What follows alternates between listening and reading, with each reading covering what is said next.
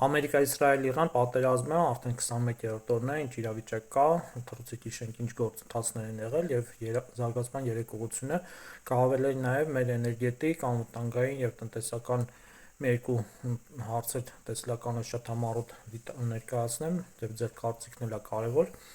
Առաջին ինչ պետք է իմանալ, որ պատերազմը իրականացվում է Իսրայելի ու Իրանի միջև եւ որոնք ցամաքային սահման չունեն։ 3-4 պետության վրայով է պատերազմը 1500-ից 2500 կիլոմետր հեռավորության վրա։ Ամերիկայի նավատորմը Միջերկրական ծովի իսրայելական ափերին է եւ Հնդկական օվկիանոսի Պարսից ծոցի այս հատվածներում է տեղակայված։ Իրականացվել է հուժկու ռմբակոծություններ փետրվարի 28-ից սկսած ներգրաված է եղել 400 ռմբակոծիչ, մոտ 170-ը հրեական պետության, մնացածը Ամերիկայի, այսինքն հերթափոխով 400 ինքնաթիռ Իրանը ռմբակոծել է եւ ամեն պարագայում 100 ինքնաթիռ երկնքում է եղել։ Կարծես թե առաջի этаպով հակաօդայինը վերացրին, բայց այդքան էլ տես չի, ամառվա հունիսյան 12-րդ պատերազմին պարսիկները հետևություն են արել եւ ոչ միայն իրանց իշխող իշխանափոխանցման համակարգն են իրականացրել, հաշվի առնելով, որ առաջնորդներին են խփելու, ռազմական ղեկավարության են խփելու, այլև տակտիկական ռազմական այդ ամենը բարեփոխել են եւ հիմնականում բունկերներում են պահել, հակաօդայինի կեսչափը համատեղ Իրան-Ամերիկա-իսրայելական օդուժը վերացրել է, բայց պարսիկները հաճախակի դիսլոկացիաներով տեղանք փոխելով պահել են եւ բունկերներում են կեսից շատը պահել, որի մեծ մասը կիրառվել է։ Առաջի փուլով ոչնչացվել է ռազմական օբյեկտները Ամերիկա-Իսրայելի օդուժի հրթիռների ավիացիայի կողմից,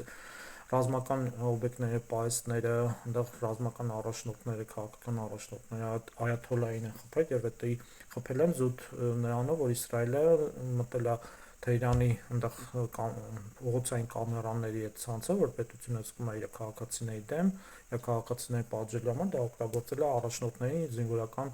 քաղաքական այաթոլլահին եւ զինվորական ու քաղաքական առաջնորդներին խփելու համար, կետային հարվածների համար, բայց իշխանափոխումը առաջնորդի հանկարծակի մահի հետո իշխանությանը փոխանցել գործընթացը պարսիկները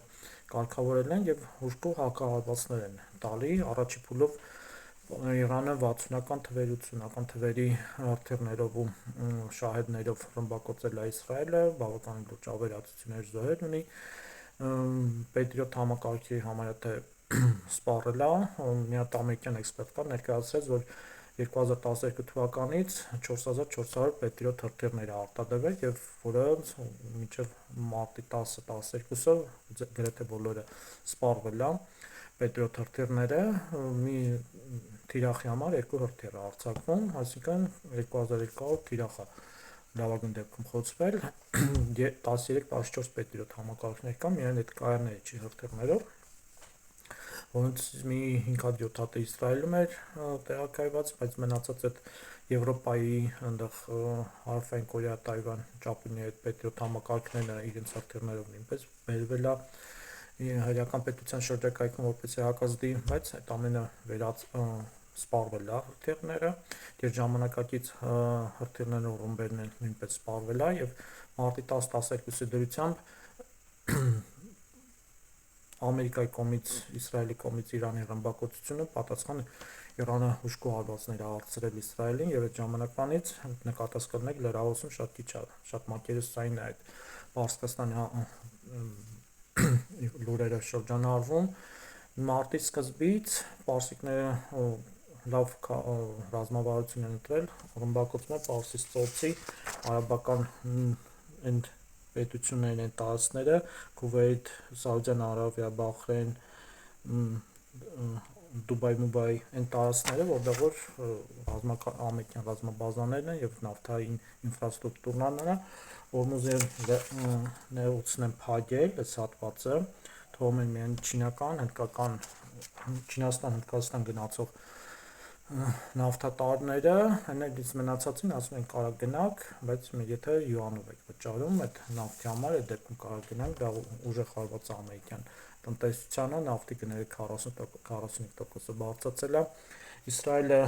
ամսի 18-19-ին ռմբակոծել է այս կետին գտնվող իրանական կղզին, որտեղ ամբողջ Պարսկաստանի նավթի 90%-ը այստեղի այս կղզով խողովակներով գալիս է, այստեղից տանկերներով բարձրում գնում է։ Թրամփը միանգամից հայտարարեց, որ իրենք տեղյակ չեն եղել դրանից, այսինքն բանակցելու տեղ է թողել։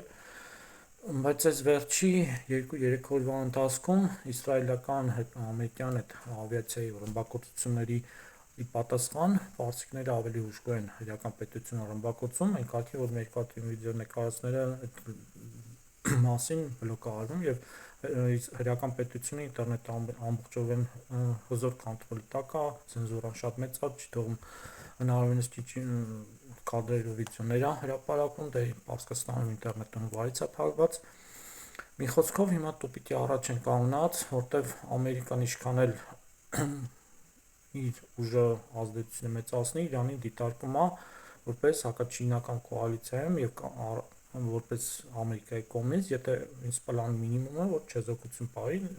Պարսկաստանի դեմ գործողություններին միտվածը Չինաստանին թույլատնելու, որտեղ Չինաստանի 40-50% նավթը գալիս է Պարսկաստանից, 20-30% Վենեսուելից է գալի, հունվարին պարսիկները Մադուրոին զախվատարին իրենց կոնտրոլի սահմանին վենեսուելական բենզինի առումով, նավթի առումով այն ռուսական պրոպագանդան դե մեր լրահոսը չես Կրեմլի ռուսական պրիզմայով շահովա անկախ ամբողջ տարածաշրջանի ռուսական, թուրքական, եվրոպական, պարսկական այդ ամբողջ լրահոսը ու վերլուծությունները ռուսական շահի հիման վրա է։ Մեր հայկական ազգայինը համապետականի մասին ոչ մի տենց էքսպերտների մեծ տեղական ոչ մի խոսք չկա, մենակ ռուսական նարատիվներով է, Կրեմլյան նարատիվներով է։ Իսրայելի ու Ամերիկայի բանն է, որ Ամերիկան հակոստի ցամաքային օպերացիայի շատ այդ նավթա այդ հաբի գրավումը, բայց դա էլ շատ մեծ հարցական, որտեղ պարսիկները ընդամենը մի 20-30 կիլոմետր հեռավորության վրա է ցամաքից, սովորական հետանիով, գրադով կանխապեն, ճիշտ է կվերացնեն իրենց այդ նավթային հաբը, բայց նշտի ամերիկացիները կարողանան այդտեղ ազդեցություն ունենան, որ շուրջ 2500-5000 ամերիկայի այդ մարսկոյ կոծիկները, որ կգան կգրավեն, դրանց մահը լուրջ ցնցում կլինի Տրամփի հեղինակության եւ համառականալիք այդ սենատի ընտրություններին։ Մի խոսքով հիմա շատ մեծ միջնորդներով, հիմնականում չինական, հնդկական, որոշ չափով Եվրամիության սկսում է բանակցություններ, որ պարսիկների հետ գոնե զինադադար հայտարարել, որ երկու կողմն հայտարարի ոնց որ հաղթել են, ոնց որ ամառը 12 օրյա պատերազմի առումով եղավ։ Ամերիկան ինչքան էլ Իսրայելին պաշտպանի, միևնույն է շահն ունի, ինչ տեղի կունենա 3 տարբերակ դիտարկենք, եթե այս գործընթացը ըստ մնա, կամ ավելի կթեժանա, եթե Ամերիկան գոնե մի քիչ էլ Իսրայելը ամեն ձև ուզմանի, որ Ամերիկան ցամաքային հետևակային գործողությունների մեջ ներառվի եւ ներքաշվի տարածաշրջանային մեծ կոնֆլիկտի մեջ, դե արաբական երկրները ապացուցեցին, որ ընդհանրապես դրանք հավաքած լակոտներ ու քաղցիկներ են, պակիստանցի այնտեղ վարսկաններով, թիկնապահներով, իրենց բանակի համար թե ամբողջը պակիստանցի վարսկաններ են, նրանք հաստատ պարսիկների դեմ չեն կռվի, եթե այդ զորքն տանեն Պարսկաստան, կանցնեն պարսիկների կողմը, դե հարաբերական կռվող չկա, ինչը չես կարող ասել Իրաքի բնակիչները, որոնք հին բաբելոնացիներ են, նրանք ավելի շատ մարտունակ ու ավելի հզոր քաղաքակրթական ու ռազմական պոտենցիալ ունեն։ Հրեա այնտեղ ռազմիկ 300 սպարտանցի հրեա այդպես ինչ որ բան, այդպես բան չի եղել ու չկա, առավելևս չի լինի, այսինքն այս գործընթացը որ սառեցվի, հայտարարեն երկու կողմերը, որ հաղթել են, ամենամեծ հարվածը Իսրայելն է ստանում եւ Իսրայելը դա այդ ավերածությունը այս վերջի երկու օրվա մարտի 18-19-20-ին, որ Իսրայելի այդ քաղաքների վրա թափել այդ ռմբակոծությունները, մեծ ցասում ու ըմբոստություն կա հրեական բնակչության մեջ, բայց ցենզուրան ինտերնետը ամեն ինչ պահվում է։ Մի խոսքով առաջ տարբերակը, որ Ամերիկան հայտարարի, որ հաղթել են, պարսիկները հայտարարեն, որ հաղթել են, զինադադար կնքեն, ցենց ամեն մեկը իր գործերով գնա։ Երկրորդ տարբերակը այդ բանակցությունների շարունակությունով Ամերիկան պարտադիր պարսիկները չեզոքություն լինեն Չինաստանի հանդեպ, Դե արդեն այդքան ռմբակոծություններից հետո Ամերիկայի կողմը անցնելը մի քիչ ռեալ չի։ Հաջորդ տարբերակը այն կլինի, որ Եվրամիությունը լուրջ միջնորդական գործընթաց կունենա ու պարսիկները ամենաշատը Եվրամիության կողմը կհակվեն, բայց այդ դեպքում ավելի Իսրայելի վիճակը ավելի է բարդանում, արաբական ծոցի այդ երկրները կընկնեն Եվրամիության կոնտրոլի տակ, բայց ընդհանրապես խնդիրը նրանում է, որ աշխարհում հիմա 3 կենտրոն կա՝ Միացյալ Նահանգները, Եվրամիությունը, Չինաստան, եւ մեր այս քաղաքական ազգային տեսլականն ու գործընթացը պետք է 3 կենտրոնների շահերն ու ամբիցիաները, վտանգները հաշվի առնելով այդ ամենը մենք քաղաքականություն իրականացնենք, որը մեր ես կրեմլյան ստաբիլ աշխատավարձով կառավարություն եմ եւ շաբաշով աշխատավորող ընդդիմություն կողմից ոչ մի բան չկա, միշտ ռուսական կրեմլյան շահերի ու նարատիվների շուրջ է։ Դա երկրորդ տարբերակը, երրորդ տարբերակը ցանկացած դեպքում Ամերիկան ձեռնտու պարսիկների մասնատում եւ լոկալ տարածաշրջանային քաղաքացիական պատերազմ Պարսկաստանի մեջ, ինչքան էլ հայկական պետություն ուզենա այդ ամենը տենց անի, դա մի քիչ աբսուրդ է, պարսիկները պետականամետ քաղաքացիներ են, տարբեր ազգություններ կան, տարբեր սոցիալական վիճակում, բայց պետության համբավը պետականամետությունը նրանց մոտ ավելի բարձր է, քան թե ազգային այնտեղ կրոնական ռեալների, սոցիալական ռեալների մեջ էլի պարսկահայերը այդ շփով ով շփվել է, կհասկանա պարսիկները ավելի շատ պետականամետ հայացքներ ունեցող պարսկահայերը մարդիկ են։ Երրորդ հիմնական տարբերակը այդ քաղաքացիական լուրջ բախումներ, քաղաքացիական պատերազմ Պարսկաստանում, դա համարյա թե անհնար է, առավել եւս կոալիցիան զորքով այնտեղ Եվրամիության, եվրոպական երկրների, արաբական, ամերիկյան, իսրայելական բանում Պարսկաստանում մարտական գործողությունները տանելը գրեթե անիրատեսական է, որտեղ Պակիստանն էլ արդեն Պարսկաստանի կողմը կանցնի, որ տարբերակում նաև Աֆղանստանը, որ բարիդրացական եւ հարաբերություն ունի պարսիկների հետ եւ ատամնի ամերիկացիների դեմ, Թուրքիան դե հզոր քաղաքականություն է տանում Էրդողանի գլխավորությամբ, Թուրքիան այս մեր տարածաշրջանի միակ պետությունն է, որ այդ Քեմալյան 23 թվականից հետո ոչ մի պատերազմի մեջ ներգրաված չէ, երկրորդ համաշխարհային պատերազմի մեջ, որ Թուրքիան Իրան պայես չներգրավեց, ոչ մի կոնֆլիկտ քաղաքացիական, ոչ մի պատերազմ Թուրքիայի տարածքում այս վերջի 100 տարում չի եղել։ Մեր քայլերն ու իրականությունները մի քիչ մենք մեր էներգետիկ համակարգը պետք է վերանայենք, մեր ամբողջ էլեկտրացանցերը, որ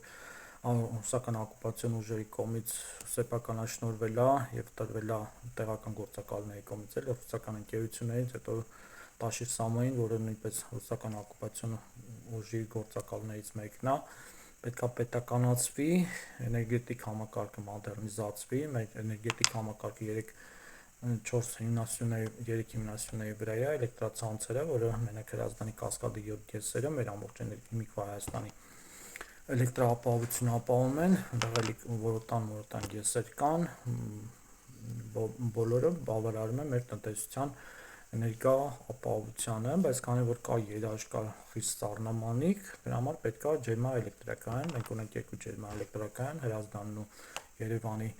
ջեկը, որոնք հիմնականում աշխատում են գազով, եւ ունենք ատոմային էլեկտրակայան,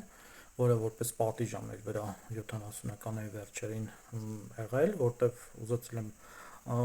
Ադրբեջանի հետ Աղդամի շրջակայքի հետ անապատներում կառուցել Ալիևը չի թողել, Վրաստանում Շևարդնաձեն թողել չի թողել եւ որպես պատիժ մեր երկրում են կառուցել եւ այդ կառուցելուց հետո 2 տարի հետո էլ ուզում են այդ Գառնի մոտեկը տենց կառուցեն, եկամիտինգներ բաներ, մերոնք չեն թողել, մեր քաղաքավարությունն էլ այդ աջակցել ամեն ձևով, որ ուսանողական միտինգներ լինեն, որ երկրորդ ատոմակայանը չլինի։ Ինչ եմ ուզում ասեմ, ատոմակայանը, որը տարին մեկ է լիցքավորվում, 1 կիլո, 2 կիլո ուրանը, որը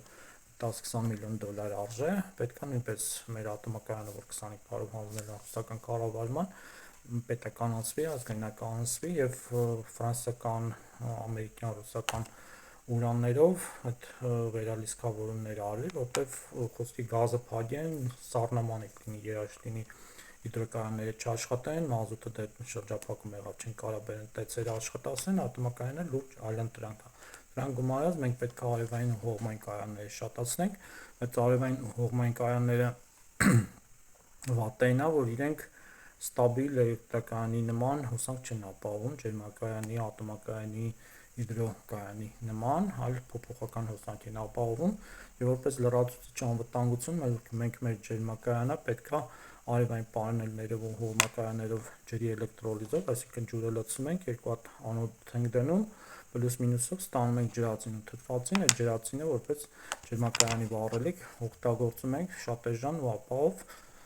Այդ քայլով մենք մեր էներգետիկ անվտանգությունը կապահովենք, այդ նույն ջրածինով մենք կարող ենք չոր գազով, մեթան պրոպան գազի փոխարեն մեր վառելիքային տրանսպորտային անվտանգությունը ապահովենք, բայց քանի որ մենք ռուսական Բաքվի ու Կրեմլի օկուպացիայի ներքո ենք, այդ գործակալական ցանցի զոր կոնտրոլի, այդ բիզնես քաղաքական ինֆորմացիան բանկային, դա մեր ազատագրական պայքարներից մեկը պիտի լինի, որ մենք պետքա հաջողենք։